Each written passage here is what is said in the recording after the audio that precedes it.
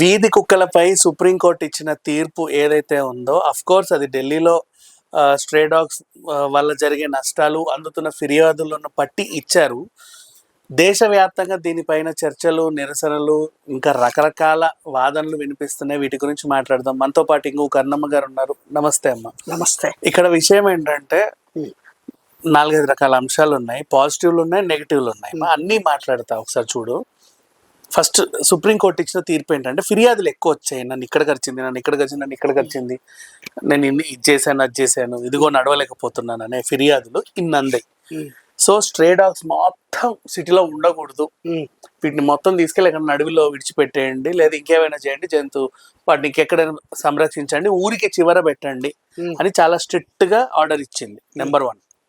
Next number 2, జంతు ప్రేమికులు ఎవరు ఇందులో ఇన్వాల్వ్ అవ్వద్దనే సుప్రీంకోర్టు మెన్షన్ చేసింది. అంటే మీరు మళ్ళీ దీని వీడియోలు చేసి నో నిరసన అన్నా చెల్లదు, ఇంకా మిమ్మల్ని శిక్షిస్తాం అన్నట్టుగా, అంటే స్ట్రిక్ట్ గా చెప్పింది. అయినా సరే జంతు ప్రేమికులు విన్నట్ల. మీకు నోరు ఉంది కాబట్టి మీరు ఆర్డర్ పాస్ చేశారు, వాటికి నోరు లేవు కాబట్టి ఆ ఆర్డర్ పాస్ చేయలేదు.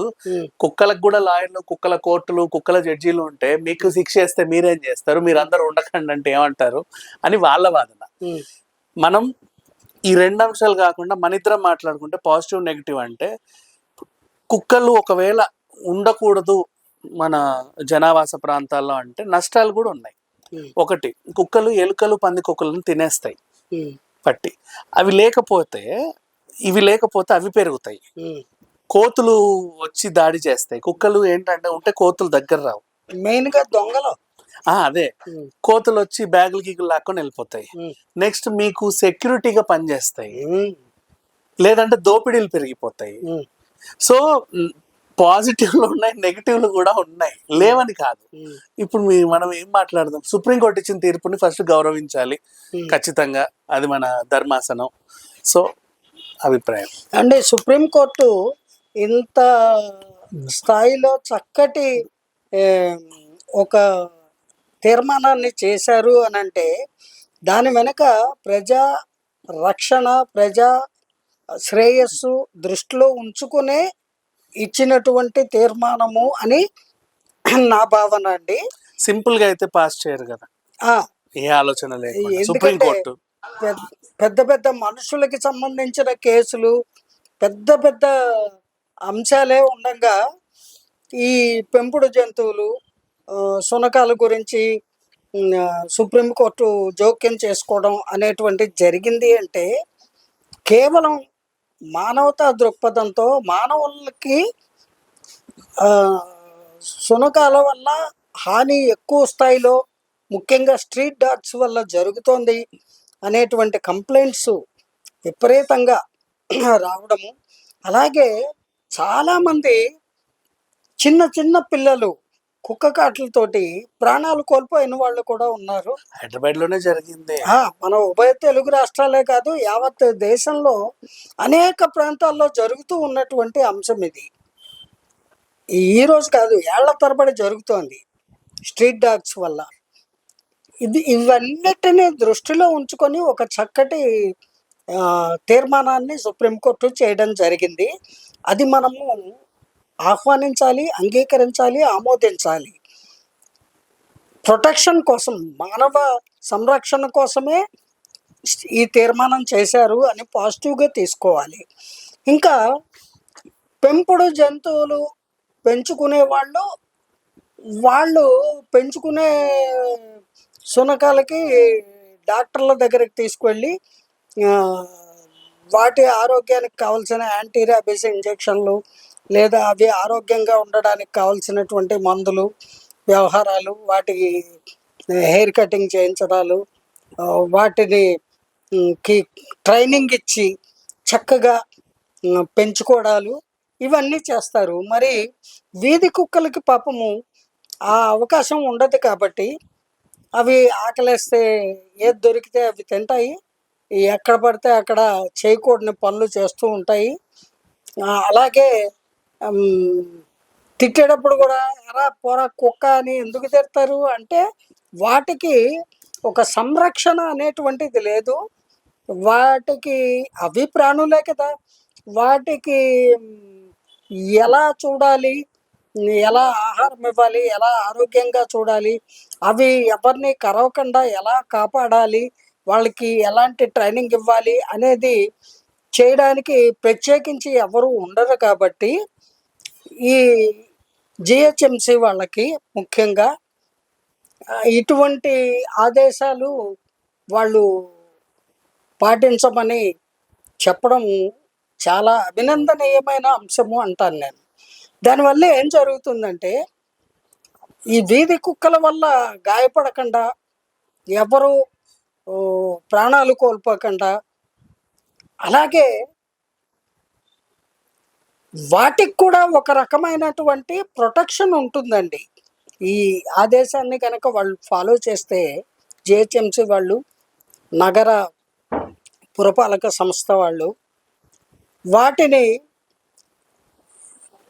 వాటికి కూడా వాళ్ళకి ఏదో ఆహారము, వాటికి కూడా ఆరోగ్యానికి కావాల్సినటువంటి వైద్య సదుపాయము ఇవన్నీ చేసి వాటిని ఎక్కడో సమాజానికి కొంచెం దూరంగా తీసుకువెళ్ళి అక్కడ ఒక ప్రదేశాన్ని ఏర్పాటు చేసి వాళ్ళకి అందులో వాటిని సంరక్షించాలి అనేటువంటిది మంచి నిర్ణయంగా మనం భావించాలి.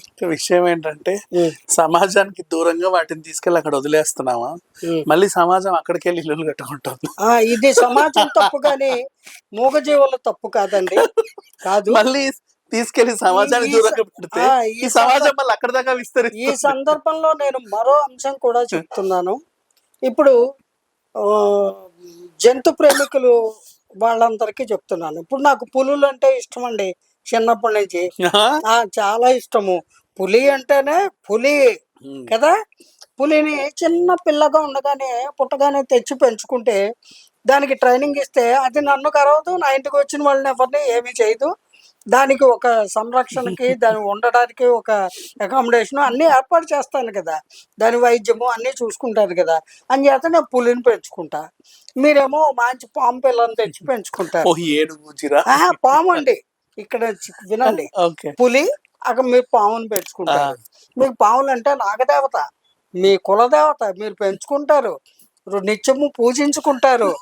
పండగకి దానికి పాలు గుడ్లు పువ్వులు వేసి పూజించుకుంటారు, అభిషేకం చేస్తారు. సుబ్రహ్మణ్యేశ్వరుడికి అభిషేకం చేసినట్టు. అలాగా కొందరు జన్మతః క్రూరత్వము, విష స్వభావము కలిగినటువంటి యానిమల్స్ ఏవైతే ఉంటాయో, పులులు కానీ, పాములు కానీ, తేళ్లు కానీ, మంట్రకప్పలు కానీ, వాటిలో విషం ఉంటుంది. అలాగే స్ట్రీట్ డాగ్స్, కుక్కల్లో కూడా కుక్క కరిస్తే వాటి లాలాజలంలో రోగ నిరోధక శక్తి ఉంటుంది, వాటి పళ్ళల్లో విషం కూడా ఉంటుందండి. అవి కుక్క కాటు వల్ల తీవ్రంగా కరిచింది అనుకోండి ఎవరినైనా, వాళ్ళు కుక్క చేష్టలు చేస్తారు పిచ్చెక్కి. చాలా తీవ్రం, అది చచ్చిపోతే అక్కడితో అయిపోతుంది. చావకుండా బతికుండి వాడు కుక్కలాగే బౌబౌమంటూ వాడు పిచ్చెక్కి అందరినీ అరుస్తూ మాట పోయి ఇలా తయారయ్యే అవకాశం కూడా ఉందండి. అలాంటి పేషెంట్లు కూడా ఉంటారు.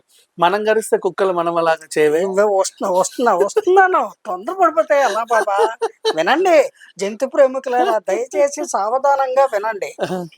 ఈ రకంగా భగవత్ సృష్టిలోనే విషపూరితమైనటువంటి శరీర భాగములు కానీ, శరీరములో విషము కానీ కొంత శాతము ఉండేటువంటి యానిమల్స్ ఏవైతే ఉంటాయో, అలాగే క్రూరమైన జంతువులు కొన్ని, వాటిని జంతు ప్రేమికులు నేను పెంచుకుంటా, ఆడెవడో ఇతర దేశాల్లో మొసళ్ళను పెంచుకుంటారట, అనకొండలను పెంచుకుంటారట, అవి అంగ మనుషులు మింగేస్తాయి. మరి ఇవన్నీ ప్రమాదం కాదా? ఇదంతా సంఘానికి మేలు చేసే పనుల. అందుకని యానిమల్ లవర్సు యానిమల్స్ని చాలా జాగ్రత్తగా పెంచుకుంటారు కాబట్టి వాటికి ఏమీ అభ్యంతరం లేదు. కేవలం స్ట్రీట్ డాగ్స్కి సంబంధించి సుప్రీంకోర్టు ఒక ఆదేశము ఇచ్చారు. దానివల్ల ఆ స్ట్రీట్ డాగ్స్కి మేలు కలుగుతుంది, అలాగే మానవాళికి కూడా అది మేలు కలిగించే అంశమే. ఇది మనము ఇక్కడ అర్థం చేసుకోవాల్సిన అంశము. అంతేగాని నాకు పులి ఇష్టం పెంచుకుంటా, పాము ఇష్టం పెంచుకుంటా, స్ట్రీట్ డాగ్లు అంటే నాకు చాలా ప్రీతి, వాటికి రోజు నేను రొట్టెలు మాంసము పట్టుకెళ్ళి ఇస్తాను. నువ్వు ఇస్తావు, రెండో రోజు మూడో రోజు ఓ నెలలాళ్ళు ఇస్తావు. లేదా నందికేశుడు నవ్వులాగా ఒకే రోజున ఆ వీధిలో ఉన్న అన్ని కుక్కలకి భోజనం పెడతావు. మర్నాడు ఆ టైంకి వాటికి దొరకదు, దొరక్క ఆకలిగా ఉండి మనుషుల మీదకి ఎగబడి కరుస్తాయి. వాటికి తెలీదు. నష్టపోయేది కష్టపడేది ఎవరు? కుక్క కాట్లకి గురైన వాళ్ళు. ఇలాంటి దుస్సంఘటనలు జరగకూడదు, కానీ ప్రతి పల్లెలో మొదలుకొని సిటీల వరకు అన్ని చోట్ల జరుగుతోంది. కాబట్టి అటువంటి అవాంఛనీయ సంఘటనల్ని ఆపడం కోసము సుప్రీంకోర్టు ఇంత చక్కటి ఆర్డినెన్స్ పాస్ చేసినప్పుడు దాన్ని ఇంప్లిమెంట్ చేయడం మన ధర్మము. దానికి వ్యతిరేకంగా ప్రవర్తించకుండా ఉండడం కూడా మన యొక్క ధర్మము అని ప్రతి మానవుడు గుర్తుంచుకోవాలి. మీకు ఇష్టమైతే పెంచుకోండి, పద్ధతిగా మీరు పెట్ డాగ్స్ని పెంచుకోండి, ఉంచుకోండి జాగ్రత్తగా. కానీ ఇది వీధి కుక్కలకి సంబంధించిన అంశం అండి.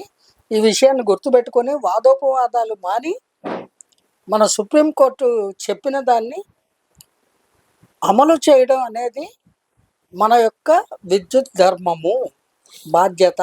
అందుకు సహకరించాలి అని అంటాను నేను. ఓకే మా, థ్యాంక్ యూ జై సో మచ్. గురుదేవ.